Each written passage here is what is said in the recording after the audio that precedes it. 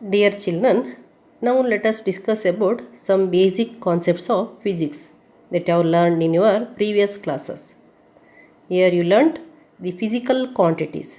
What are physical quantities? Can you give the examples of physical quantities?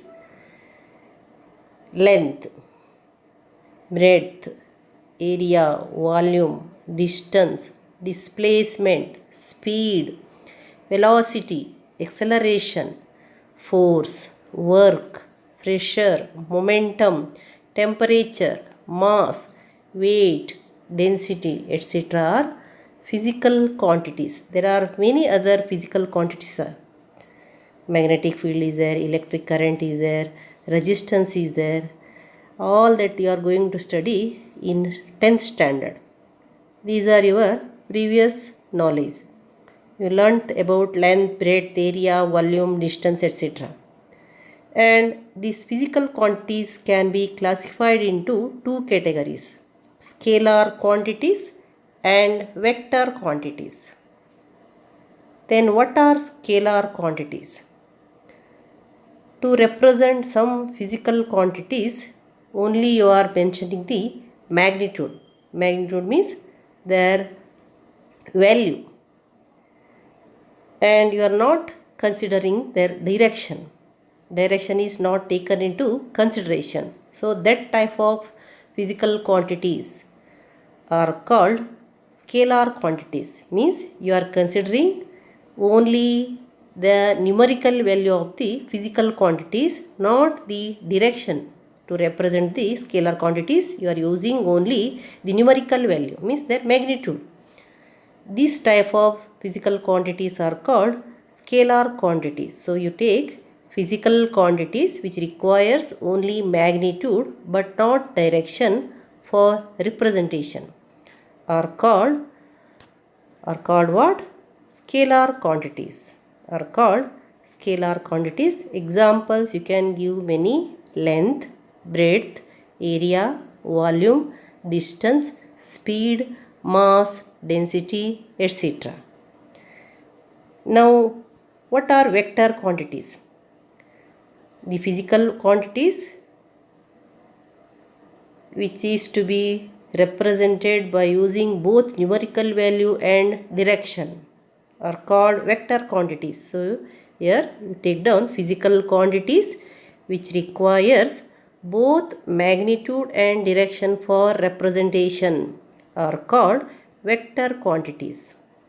Examples you can give: displacement, velocity, acceleration, momentum, force, weight, etc. These are some examples of vector quantities. And also some more physical quantities are there. Magnetic field, that is also vector quantity. Electric field, that is also vector quantity. So now let us discuss about motion. You studied about the motion. What is motion? It is the change of position of object with time. So when the object is said to be in motion, an object is said to be in motion if its position changes with time.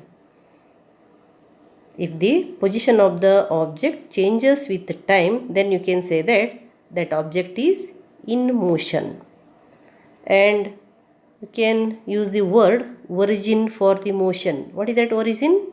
Motion of an object is always described with respect to some reference point. That reference point is called origin.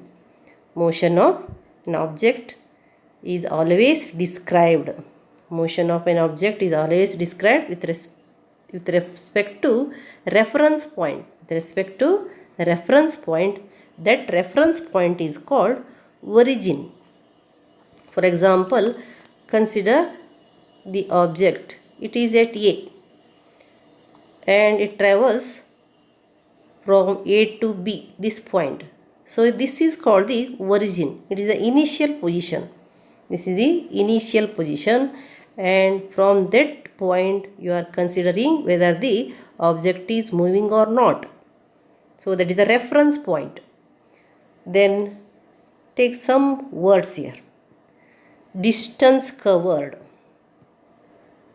distance covered and displacement. Here these two words are correlated to each other. Distance covered. What is distance covered? The total length of the path covered by a moving object. Total length of the path covered by a moving object. Then what is displacement? The shortest distance between initial position and final position is called displacement. Shortest distance between initial position and final position is called displacement. You take one example here. Consider here is a object and it is its initial position. It want to reach the place B. This is the place A, this is the place B. And to reach this place, the object may travel along this path, and actual distance from A to B is this AB. Here this AB is called the displacement.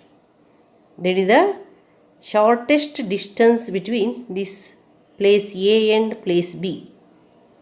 But if a person travels along this path to reach the place B from A, then this is called distance covered. That is called distance covered. The displacement is always smaller than or equals to distance covered. It is never greater than distance covered. Displacement is equals to distance covered, or it may be less than distance covered. See here, the path along which are moving to reach the place from the place A to B is called the distance covered. That is the length of the path covered by a moving object. That is the distance covered. And the shortest distance between A and B. Shortest distance between A and B is the displacement. Here is a activity for you children. What is that activity? Classify the following into scalar and vector quantities. Here some physical quantities are given. Area, volume, height, force, length, speed, velocity, temperature, displacement, acceleration, distance covered, mass, time, weight, density. So children, make two columns. One is for scalar quantities and the other is for vector quantities, and write all the scalar quantities under this heads and write all the vector quantities under these heads.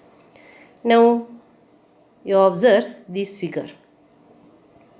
Here it is the initial position of the object. This is the final position.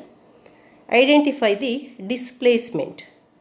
Identify the displacement and distance cover. Children, here there are 1 and 2. And identify 1 is what, 2 is what. Here which one is displacement, which one is distance covered, that you have to mention here. So you draw the rough sketch and do the activity. So these are the activity for you. Here you go through all the points and complete this table and also this concept. That is the activity for you.